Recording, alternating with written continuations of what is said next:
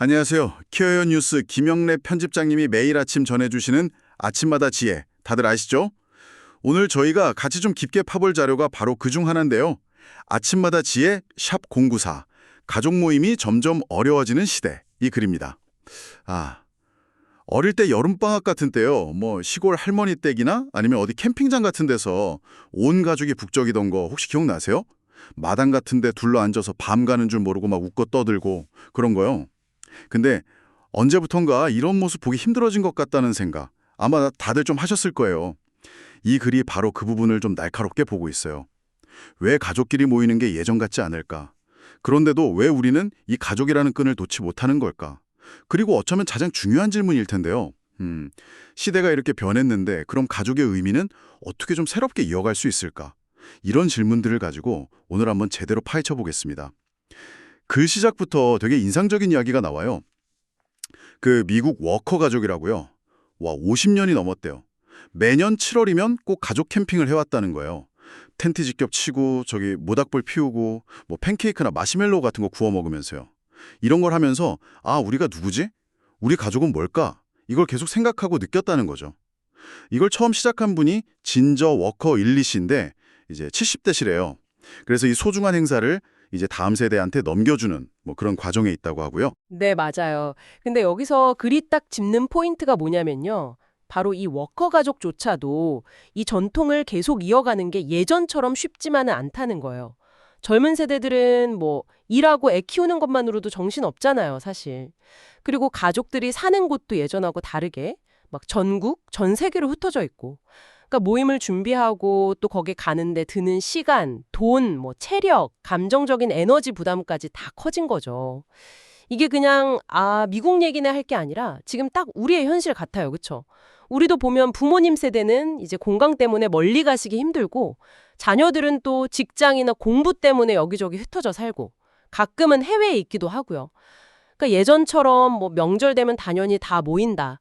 이게 점점 글쎄요, 당연하지 않게 되고 있는 거죠. 가족 모임 좋은 건 알겠는데 그거 하려면 너무 힘들다.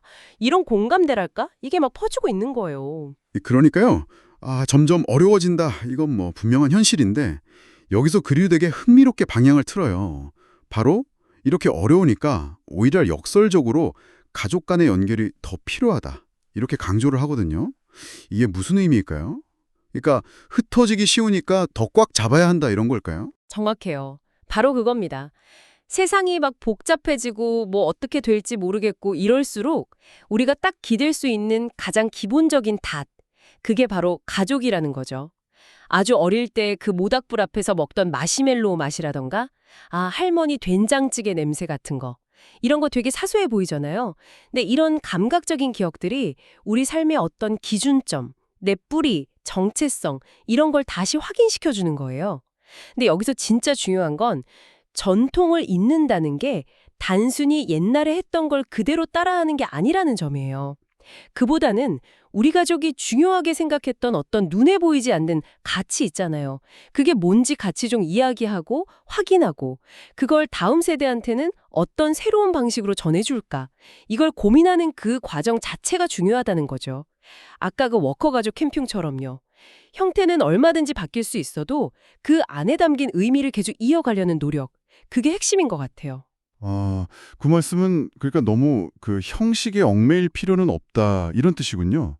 예전처럼 막 온 가족이 다 같이 한 날 한시에 꼭 한 장소에 모여야 해. 이러지 못한다고 해서 막 실망할 필요는 없겠네요. 요즘 시대에는 또 요즘 시대에 맞는 방법들이 있을 테니까요. 혹시 그래서 그런 다른 방법들도 좀 소개가 되나요? 네네, 그럼요. 예를 들면 이런 거예요.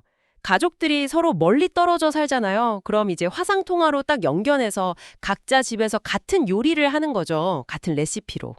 그러면서 같이 시간 보내고 아니면 옛날 가족 사진들 여기저기 흩어져 있는 거 모아가지고 다 같이 온라인 앨범 같은 거 만들면서 추억 나누고 이것도 방법이죠. 또 다른 가족 얘기 보니까 손주 생일 파티를 하는데 할아버지 할머니 문화, 예를 들어 인도계다. 그러면 인도 문화랑 또 부모 세대 문화인 미국 문화를 상징하는 장식 같은 걸 같이 꾸미는 거예요. 그리고 돌아가신 할머니가 잘 만드셨던 특별한 음식, 그 레시피로 음식을 만들면서 그 음식에 얽힌 가족 이야기 같은 걸 뭐 영상이나 글로 남겨두기도 하고요. 보세요. 형태는 분명 요즘 시대에 맞게 바뀌었지만 그 안에 가족의 역사나 사랑, 이런 전통의 맥은 계속 흐르고 있잖아요. 그쵸? 아, 듣고 보니까 그렇네요. 이런 새로운 시도들 속에서 가만 보면 특히 어르신들, 시니어 세대의 역할이 되게 중요해지는 것 같아요. 아까 그 워커 가족의 일리 씨처럼 경험도 많으시고 기억도 많이 갖고 계신 분들이 뭔가 이렇게 연결해주는 다리 역할을 해주시는 거네요. 맞습니다. 정말 중요한 지적이세요. 시니어 세대는 그냥 그분들 자체가 살아있는 가족 아카이브나 마찬가지예요. 그분들이 살아오면서 겪은 경험, 삶에서 얻은 지혜, 또 그분만의 손맛이 담긴 요리법들 있잖아요. 심지어는 그냥 그분 목소리 톤이나 자주 쓰는 말투까지도. 이게 다 다음 세대한테는 진짜 돈 주고도 못 사는 소중한 유산이거든요. 중요한 건 이걸 그냥 갖고만 계신 게 아니라 의식적으로 좀 보여주고 들려주고 같이 나누려고 노력하는 거. 이게 필요하다는 거죠. 예전처럼 막 온 동네 사람 불러서 큰 잔치 열고 이런 거 힘들 수 있잖아요, 이제. 체력도 그렇고 여건도 그렇고. 그러면 그냥 다 같이 둘러앉아 밥 한 끼 정성껏 해먹거나 멀리 사는 자식이나 손주한테 먼저 전화해서 안부 한번 묻거나 아니면 가끔은 좀 서툴더라도 이렇게 손으로 직접 쓴 편지 같은 거 보내보는 거. 이런 아주 작은 행동들이요. 이런 것들이 다 가족의 유산을 이어가는 되게 중요한 역할을 할 수 있다는 거예요. 우리가 딱 할 수 있는 만큼만이라도 꾸준히 이어가자. 이게 어떻게 보면 가장 현실적이고 지혜로운 방법일 수 있습니다. 결국 이 글이 우리한테 하고 싶은 말은 이거 같아요. 가족 모임의 구체적인 방식이요? 그거에 시대 따라 얼마든지 바뀔 수 있죠. 또 바뀌어야 할 수도 있고요. 하지만 그 안에 담긴 본질적인 가치, 그러니까 서로를 향한 어떤 사랑이나 연결되어 있다는 느낌, 이건 시간을 넘어서 계속 소중하다는 겁니다. 그래서 이제 우리는 단순히 전통을 지켜야 해, 이런 수호자를 넘어서서요. 그 전통의 진짜 핵심 가치를 어떻게 잘 전해줄까? 이걸 고민하는 현명한 안내자가 되어야 할 때가 아닌가 싶어요. 이 글을 듣고 계신 당신은 지금 어떤 방식으로 가족이라는 이 소중한 연결고리를 만들어가고 또 이어가고 계신가요? 그 마지막 문장이 참 마음에 남네요.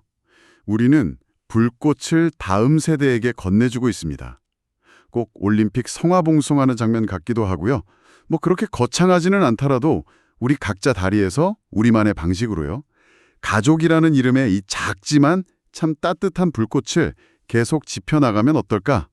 네, 이 질문을 오늘 당신의 마음에 한번 남겨드리고 싶네요. 여기서 마무리하겠습니다.